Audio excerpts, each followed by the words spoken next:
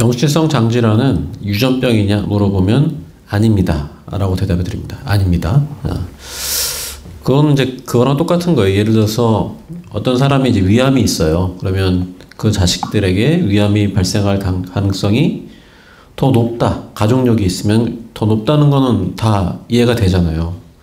근데 그걸 위암이 유전된다고 아무도 얘기 안 하잖아요. 그거랑 똑같습니다. 그래서 염증성 장질환도 물론 유전적인 원인이 조금 있어요. 물론 일부 있지만 유전되는 건 아닙니다. 근데 가능성이 높긴 높다는 건 사실이에요. 그러면 그거를 막기 위해서 우리가 뭐 유전자를 갈아치울 수는 없거든요. 예, 그거는 전해지는 거니까.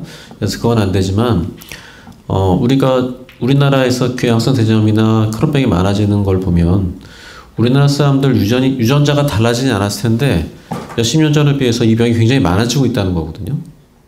그러면 유전자 말고 다른 원인이 있다는 거거든요.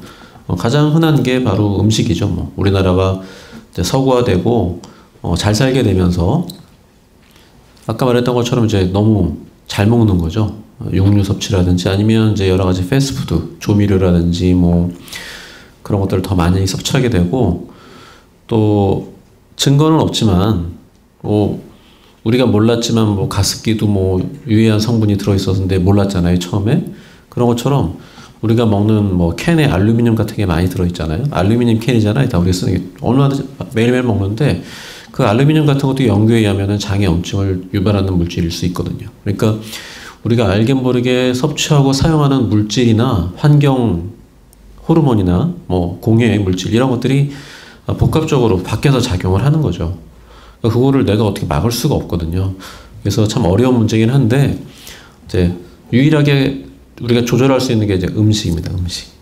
그래서 패스트푸드나 여러 가지 그런 나쁜 물질들을 좀 조심하는 것, 그게 현재로서는 가장 중요할 것 같고 또 여러 가지 연구에 의하면 뭐 무유수유를 하면 좋다고 돼 있고요. 옛날에 무유수유 다 했는데 요즘 안 하잖아요. 그것도 많아지는 원인 중에 하나거든요.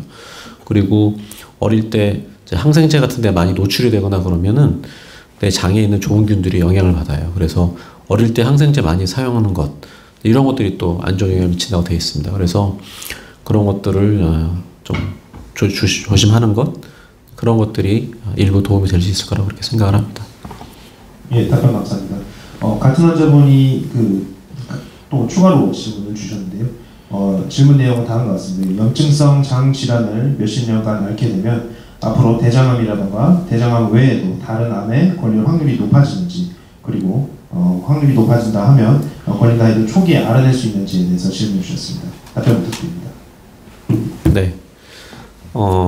염증이 오래되면은 암이 생기는 거는 잘 알려져 있습니다. 그래서 염증성 장질환 말고 우리 헬리코박터라고 위에 그 세균 감염되는 거 매스컴에서 많이 나오지 않습니까? 그래서 균에 의해서 위에 위염이 오래되면은 위암이 생긴다는 거 다 알려져 있는 거거든요. 마찬가지로 장에도 염증이 계속 되다 보면 계속 장을 자극하기 때문에 돌연변이가 자꾸 일어나고 그러다 보면은 암이 생길 수 있습니다.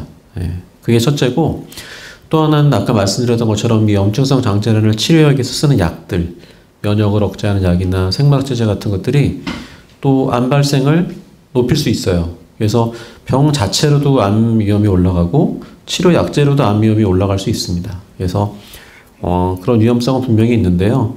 제일 중요한 게 뭐냐면 똑같은 염증성 장질환이 있어도 질병이 잘 조절이 되면 그래서 불이 꺼진 상태로 유지가 잘 되면 암이 안 생겨요. 일반 병이 없는 사람이랑 똑같습니다. 위험이 별 차이가 없다는 얘기예요. 그래서 내시경을 딱 했는데 내시경이 염증이 없고 깨끗한 이런 사람들은 내시경 자주 안 해도 된다고 돼 있어요. 보통 사람 건진하는 것처럼 그렇게 해도 된다고 돼 있어요. 그런데 내시경을 딱 들여다봤는데 장에 염증이 계속 안 꺼지고 궤양도 있고 염증도 있고 빨갛고 피나고 막 이런 게 잘 조절이 안 되는 사람들은 내시경을 자주 해야 돼요. 왜? 그만큼 암 발생이 높기 때문에 그런 분들은 질병이 걸리고 나서 한 8년, 10년 지나면 조절이 안 되는 사람들은 거의 매년 내시경 하라고 돼 있어요. 그만큼 위험성이 올라가기 때문에. 근데 좀 전에 말씀드렸듯이 질병이 오래됐더라도 조절만 잘 되면 깨끗하다면 그냥 일반 사람 건진하듯이 몇 년에 한 번씩 그냥 건강진단 받듯이 하셔도 된다는 거죠. 그래서 암의 위험성은 분명히 올라갈 수 있지만 제일 중요한 거는 질병 자체가 조절되면 그런 위험성도 낮아진다. 네, 그렇게 이해하시면 되겠습니다. 네, 그렇게 되길 바랍니다. 그렇게 되길 바라고요. 그 염증성 장질환은 원래 병의 특성이 뭐냐면요. 이런 거 보셨죠? 이렇게 파도를 생각하시면 돼요. 그래서 내가 잘못해서 악화될 수도 있지만 나는 정말 잘하고 있고 약도 잘 먹고 하고 있음에도 불구하고 이렇게 출렁거릴 수 있어요. 병 자체가 내 잘못이 아닌데도 그래서 그 많은 수는 이제 뭐 스트레스를 받거나 음주시를 못해서 악화되는 경우도 있지만 그렇지 않은 경우도 분명히 있거든요. 그래서 우리가 앞날을 이렇게 예측하기가 쉽지는 않죠. 그렇지만 뭐 대부분은 약 잘 드시고 그 생활습관 잘 관리하시면 일단 좋아진 게 재발 안 하고 잘 가는 경우도 많이 있고요. 가끔 나빠지더라도 꼭 내 잘못은 아닙니다. 그건 이제 환자분들도 아셔야 돼요. 병 자체가 그런 걸 어떻게 해요. 그래서 그럴 때는 뭐 다시 치료받고 다시 좋아지도록 우리가 잘 치료받으면 된다고 생각하시면 되겠습니다. 그 질문 많이 받는 질문이고 저도 답변을 몇 번 해드렸는데요. 그러니까 그런 거죠. 우리 치료는 염증을 가라앉히려고 면역 기능을 일부러 떨어뜨리는 약을 쓰잖아요. 근데 홍삼 같은 거 먹어서 면역 기능이 올라가면 오히려 부딪히는 거잖아요. 우리가 먹는 약은 떨어뜨리는데 홍삼을 올리면 오히려 병이 도지거나 치료를 방해하는 건 아닐까 걱정하시는 분이 있는데 저는 그렇게 말씀드립니다. 드셔도 됩니다. 뭐 논이 드셔도 되고 드셔서 특별히 더 내가 불편한 걸 느끼지 않는다면 드셔도 됩니다. 그 이유는 홍삼 물론 뭐 좋을 수 있어요. 여러 가지 면으로 좋을 수 있는데 그 우리의 약효를 막 없애버리고 병을 확 그렇게 나쁘게 만들 만큼 면역 기능이 확 올라가지 않거든요. 그러니까 연구에 의하면 이렇게 걱정할 그런 거 없습니다. 그러니까 뭐 여러 가지 뭐 전신 그런 거 상태를 좀 좋게 한다는 의미로 홍삼 드셔도 되고요.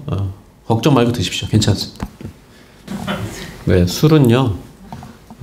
뭐든지 이제 지나치면 안 되겠죠. 그래서 안 드시면 제일 좋고요.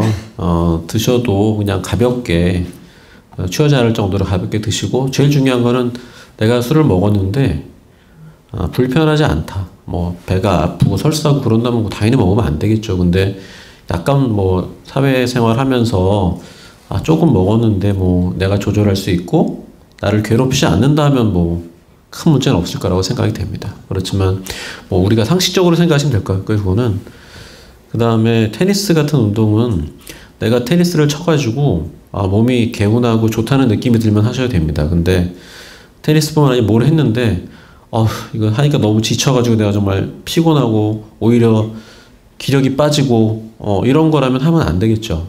그러니까 운동을 해서 적절히 내가 더 개운해지고 튼튼해지고 이런 느낌이 든다는 운동을 하셔야지 그거를 지나쳐서 과도한 운동은 질병의 악화의 원인이 됩니다.